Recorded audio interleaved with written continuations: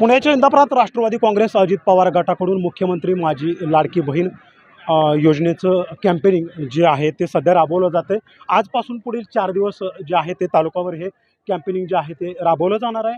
माजी राज्यमंत्री इंदापूरचे राष्ट्रवादीचे आमदार दत्तात्रय भरणे स्वतः यामध्ये सहभागी झालेले आहेत।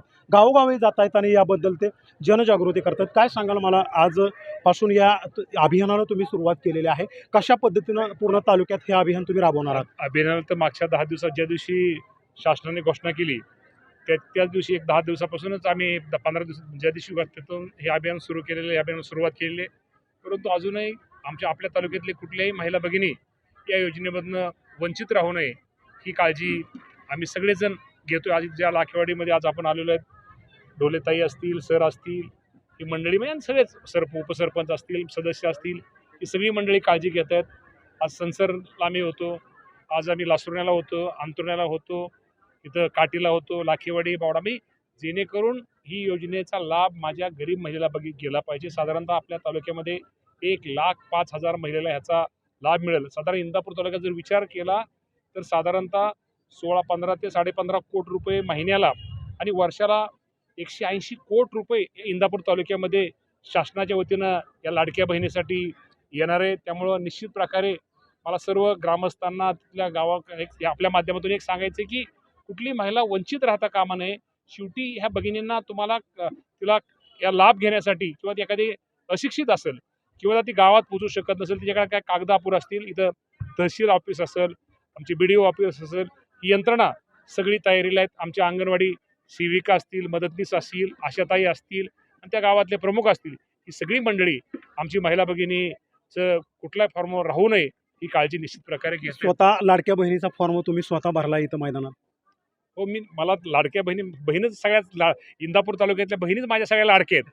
त्यामुळे मला त्यात काय, मी नेहमीच माझ्या लाडक्या बहिणीमध्ये मी असतो आणि एक आनंद असतो। आयुष्यामध्ये काय असतं, त्या लाडक्या बहिणीच्या चेहऱ्यावर आपण फॉर्म भरताना त्या लाडक्या बहिणीला तिने सांगितलं तुम्ही मामा फॉर्म भरा, तिचा मी फॉर्म भरला, तिच्या चेहऱ्यावरचा आनंद शेवटी हाच माझ्या दृष्टिकोनातून खूप महत्त्वाचा विषय। त्यामुळे तिचा आनंद पाहून तिला जर 15 आणि हे पण तुम्हाला माध्यमात सांगतो, उद्या जरी फॉर्म जरी पैसे जरी आता 15 ऑगस्ट नंतर येतील, परंतु जरी उशीर जरी झाला, 31 ऑगस्टपर्यंत या योजनेची मुदत आहे, जरी उशिरा जरी फॉर्म भरला तरी 15 जुलै महिन्यात ग्राह्य धरून जुलै महिन्यातसुद्धा ते पैसे हे आमच्या ताईंना मिळणार आहेत। पण त्यांनी लई गडबड हे न करता ही निश्चित प्रकारे योजनेचा लाभ जास्तीत जास्त यांनी घ्यावा। सरकारने यासाठी 46,000 कोटी रुपयाची म्हणजे नॉट अ जोक तरतूद केलेली आहे। आमच्या गॅस ज्या महिला भगिनींना प्रत्येक कुटुंबाला 3 गॅस हे मोफत दिलेले आहेत। आमच्या महिला बचत गटात ज्याला असतील, ज्याला 15,000 रुपये त्यांचं पहिलं भांडवल होतं, ते त्याला आपण खेळतं भांडवल त्याला 30,000 रुपये दिले।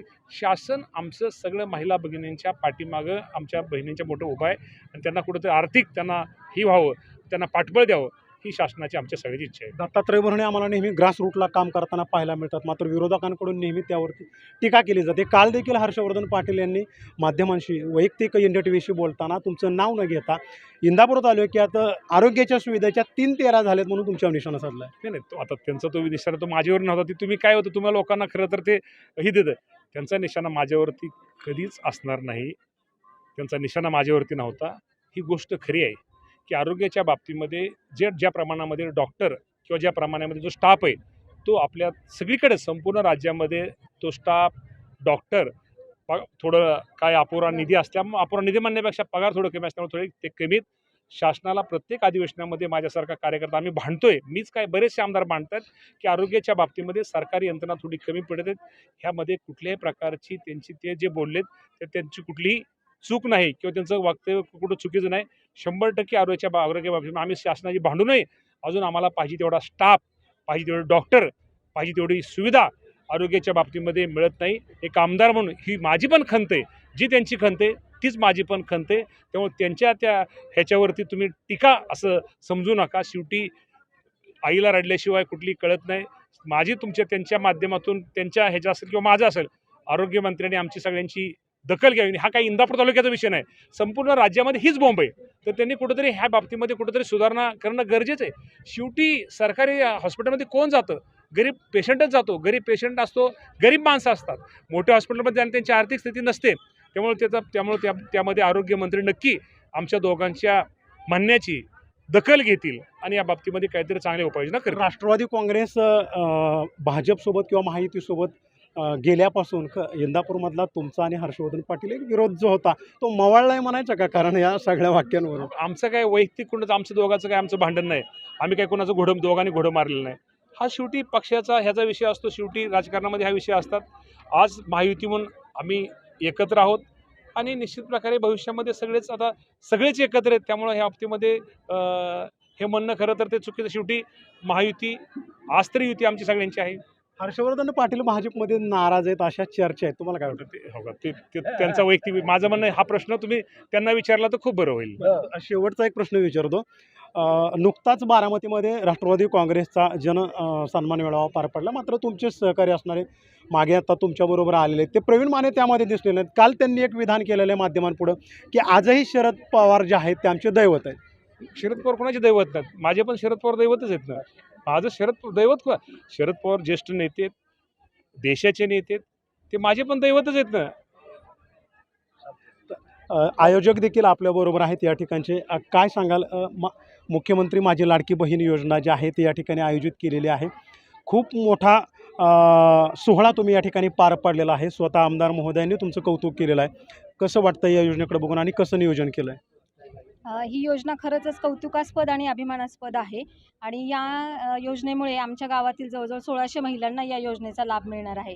दरमहा 24 लाख आणि प्रतिवर्षी 2,88,00,000 रुपये या योजनेच्या माध्यमातून महिलांना मिळणार आहेत. असे योजना महिलांसाठी असतील तर महिलांना नक्कीच प्रोत्साहन मिळणार आहे.